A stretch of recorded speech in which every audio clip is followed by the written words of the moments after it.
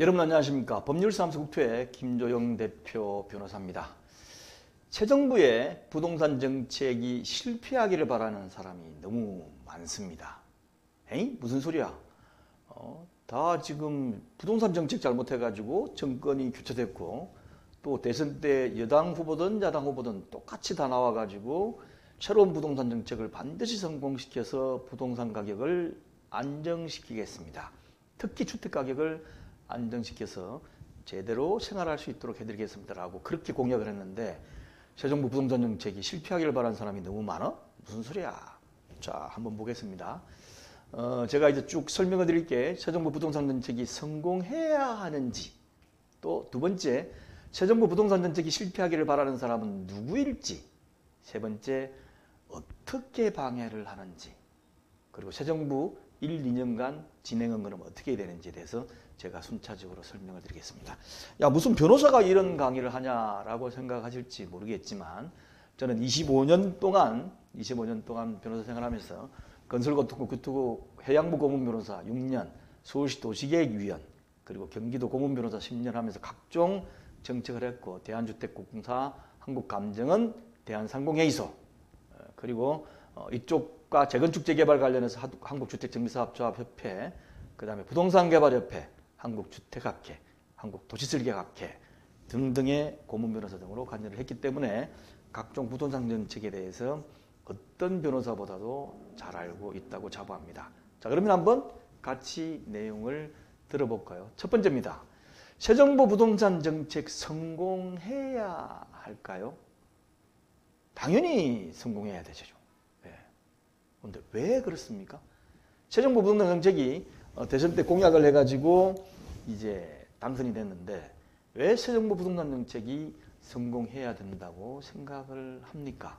이거는 물어보나 마나 지난 정부가 부동산 정책을 잘못하여 주택 가격이 상승되고 전세금이 상승되어 너무 고통을 받았기 때문입니다. 누가 고통을 받았나요? 중저소득자가. 부동산 가지고 있던 사람, 우리 언론에서 많이 봅니다. 특히 국회의원들, 또 뭐 새로운 강요 입후보자들 다 해가지고 보면 돈 다 많이 벌었어요. 청와대에 있던 사람도 돈 다 벌었어요. 집 가진 사람 돈 다 벌었습니다. 집 가진 사람 다 전세금 상승시켜가지고 더 많이 받았어요. 그럼 이 사람들이 손해를 봤을까요? 그렇지가 않죠. 그렇다고 이게 저소득층과 돈 못 가진 사람하고 부자하고를 구별짓는 건 아닙니다. 그러나 당연히 성공해야 된다는 데 대해서 새롭게 생각을 해봐야 된다는 거죠. 왜냐? 부동산 정책이 성공하기를 바라지 않는 사람이 있기 때문이죠. 자, 그러면 모든 사람이 해야 되는지, 과연 새 정부의 부동산 정책이 실패하기를 바라는 사람은 없을지, 저는 많다고 제목을 만들어 놨습니다. 그럼 누가 새 정부의 부동산 정책이 실패하기를 바랄까요? 여러분 누구일 것 같습니다. 같이 생각 한번 해볼까요? 새 정부 부동산 정책이 실패하기를 바라지 않는 사람도 있고 바라는 사람도 있을 텐데 실패하기를 바라는 사람 중에 가장 첫 번째가 누구이겠습니까? 부자고 내가 가진 부동산이 다 올랐다고 해서 이 사람들이 부동산 정책 실패해 이렇지는 않습니다. 나름대로 다 양심과 잣대가 있기 때문에 내가 가지고 있는 집이 들어오르더라도 이거는 젊은 층을 위해서 이거는 아니야. 부동산 이렇게 가격 올라서는 잘못된 거야 라고 생각하는 사람도 수두룩백백하게 많습니다. 저도 당연히 그렇게 생각하고 있고. 자, 그러면 이런 상황에서 새 정부의 부동산 정책이 실패하기를 바라는 사람이 누구 있겠습니까? 첫 번째는 야당 정치인입니다. 민주당, 이제 정의당, 야당이 됐죠. 그 야당 정치인들이 반대해요. 무슨 얘기냐? 말도 안 된다. 대선 때 보니까 야당 후보도 다 부동산 정책을 성공시키겠습니다. 지난 정부하고의 단절까지 해가면서 새롭게 부동산 정책 하겠습니다라고 했는데 무슨 민주당이나 정의당 이 양반들이 새 정부의 부동산 정책이 실패하기를 바라겠느냐? 거들어야지. 그거는 순전한 생각이에요. 왜 그럴까요? 새 정부가 성공하면 지지도가 계속 높아져서 차기 총선 대선에서 불리해져 가지고 자기가 당선될 수 없기 때문이죠. 나는 정치 안 하겠다. 이러면 모르겠지만 그렇지 않으면 이 사람들은 진짜 극단적으로 반대를 할 겁니다. 그래서 실패하기를 바라는 거예요. 자, 여러분 정치 얘기를 잠깐 하면 어느 당이 됐든지 여당이 되면 국민들이 잘 살아야 되고 국민들이 정말로 살기 좋은 나라야 되고 이렇게 되기를 발언하면서 정책을 내세워요. 그때에 야당은 어떻게 할까요? 그 정부가 정치를 잘해가지고 국민들이 다 잘 살고 국민들이 다 만족도가 높아지면 정권은 영원히 고치 안 됩니다. 그래서 그 당시에 야당 사람들은 이 정부가 정치를 잘못해 주기를 바라요. 국민이 못 살기를 바랍니다. 국민을. 정치인회가 국회의원 정도 되면 다 먹고 살 거 있는 사람들이기 때문에 나는 먹고 살 거 있으니까 다른 사람들이, 다른 국민들이 못 살기를 바라요. 그래야만 야당으로 있는 내가 다음 총선 때 나가고 다음 대선 때 나가면 정권이 뒤집어져야 될 거 아닙니까? 그런데 그렇게 해가지고 올라오죠? 올라옵니다. 그러면 어떻습니까? 여당이 된 입장에서는 국민들이 잘 살아야 된다 이러는데 그 이전에 그렇게 국민들이 잘 살아야 된다라고 했던 여당이었던 사람이 야당이 되면 반대 입장으로 돌아가요. 정치인들이 이게 아주 어떤 의미에서는 아주 잘못하고 있는 거죠. 어느 입장에 서냐에 따라서 국민이 이렇게 되길 바랬다가 또 반대로 이렇게 되길 바랬다 하는 게 정치인들입니다. 그래서 분명히 새 정부의 부동산 정책이 올라오면 야당 정치인들은 거의 제가 보기엔 대다수가 반대할 겁니다. 그리고 실패하기를 계속 바랄 거예요. 그리고 또 하나 있습니다. 막차 타고 부동산을 매수한 사람, 우리 흔히 얘기하는 영끌족들인데 이 부동산 가격은 사실 주식도 그렇죠. 어디가 최저점이고 어디가 최고점인지는 최저점이고 최고점인지는 신의 영역이라고까지 정권 전문을 하는 분들이 얘기를 해요. 부동산도 그렇게 됐습니다. 설마 지금부터 또 올라갈 건가? 또 올라가 버렸어요. 정말 더 올라가 버렸어요. 이건 처음 경험하는 부동산입니다.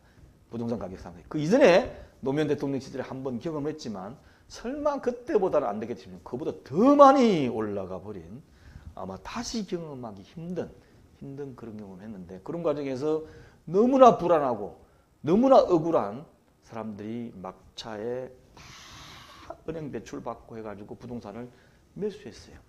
그런데 이게 떨어지기 시작하는 겁니다. 그러면 그 사람 인생은 망가져요.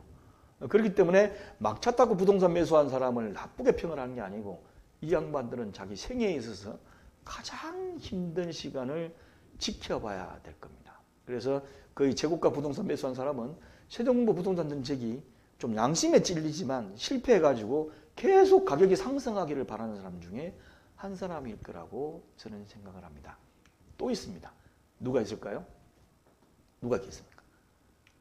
국내 주택공사를 하는 건설회사.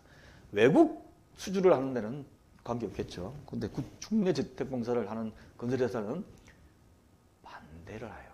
실패하기를 바라고 실패라는 말보다는 주택가격이 계속 상승하기를 바라요.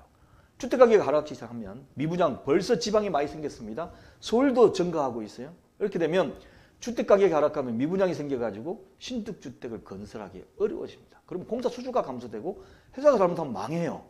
이미 노무현 대통령 때 올랐던 것을 이명박 대통령이 강제적으로 하락을 시키고 거기가 지나서 박근혜 대통령 초입 단계까지 그 암울했던 5, 6년 동안에 국내 주택 경기는 완전히 망가지고 이랬다가는 잘못하면 나라 망하겠다라고 하는 정도까지 같은 경험을 이미 했습니다. 그래서 당연히 국내 주택공사를 하는 건설회사는 싫어하겠죠.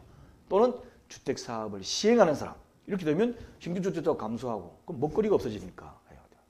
자, 그러면 지금 이렇게까지 되어 있는데 실패하기를 바라는 사람은 어떻게 방해를 할까요? 세 번째입니다. 어떻게 방해를 할까요? 여러분 같으면 여러분이 마당에 야당 정치인이라면 어떻게 할까요? 첫 번째는 개정법안 국회 의결을 반대할 겁니다. 앞으로 싸울 겁니다. 이제 새 정부 들어서 가지고 일이라는 걸 입법에 반영해 가지고 개정해야 된다 해가지고 뭐 각종 부동산 정책 또는 세제 정책 뭐 다 해가지고 개정법안 내리면 국회 의결에서 나갈 거예요. 정말로 이 양반들이 아 맞다 새 정부가 했던 거 다 맞다 그러니까 통과시켜 준다면 저는 정치인을 존경할 겁니다. 그러나 그렇지 않을 것 같아요. 지금까지 안 그래왔으니까. 그래서 현재 민주당하고 야당이 약 180여석의 국회의원을 확보해가지고 새 정부의 부동산 정책 개정 법안의 국회의기를 반대할 겁니다. 반대할 것이요. 여기에 같이 편을 드는 사람이 있어요. 야당 지지 언론들의 계속되는 부정적 보도입니다. 저는 지금 각종 대비되는 언론들을 보면서 과연 이 양반들이 기사인지 아니면 자기 편향대로 쓰는 그런 사람들인지 모를 정도로 정말 극과 극으로 언론들이 갈려져가 있습니다. 그래서 새 정부 정책의 좀 오류가 생길 수밖에 없죠. 왜냐하면 신이 아닌 이상은 한쪽을 터지면 한쪽이 올라갑니다. 두더지 게임 해보셨죠? 이쪽을 때리면 이쪽이 올라오고 이쪽을 때리면 이쪽을 올라온 게 부동산 정책이에요. 그걸 잘 조화시켜 나가야 되는데 그걸 집중적으로 조명을 해가지고 잘못됐다. 잘못됐다. 부동산 정책 잘못됐다고 정권이 맡겼는데 새 정부도 똑같다. 이런 식으로 계속 갈 거예요. 이 두 군데는 계속 방해를 할 겁니다. 그럼 네 번째 이런 과정에서 마지막입니다. 새 정부가 향후 1, 2년간은 어떻게 그러면 진행해야 되느냐. 어떻게 진행해야 되겠죠. 예. 여러분 생각이 안 나십니까? 어떻게 해야 되느냐. 저렇게 방해를 하고 할 건데 어떻게 해야 되느냐. 답을 제가 드렸습니다. 법 개정 없이 할 수 있는 방법을 최대한 발굴해야 돼요. 새 정부가 부동산 TFT를 만든다고 하는데 그 TFT 사람들이 이것도 바꾸고 법을 바꿔가지고 이렇게 해야 됩니다. 라고 방안을 내놓으면 그냥 잘라야 돼요.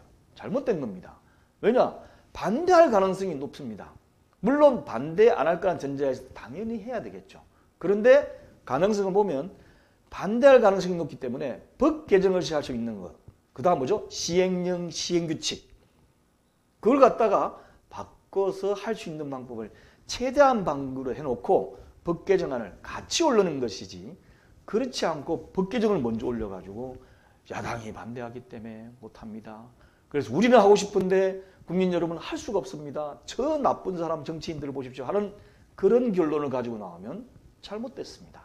잘못됐어요. 그래서 법 개정 없이 시행령, 시행규칙을 개정함으로 할 수 있는 방법을 최대한 발굴을 해서 그걸 위주로 부동산 정책을 수립해야 된다고 저는 생각합니다.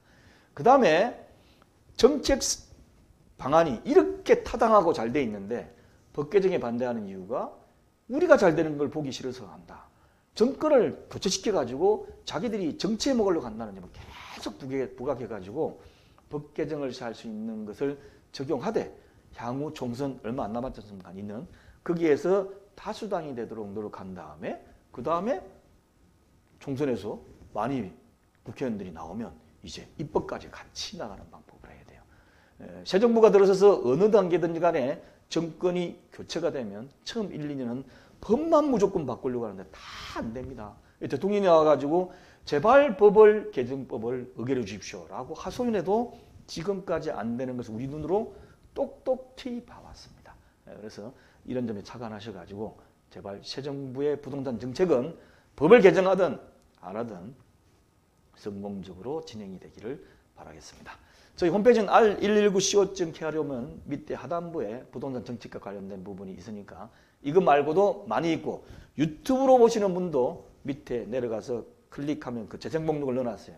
부동산 재산 클릭하면 쫙 나오니까 유튜브로 보실 분은 편하게 보시기 바랍니다. 감사합니다.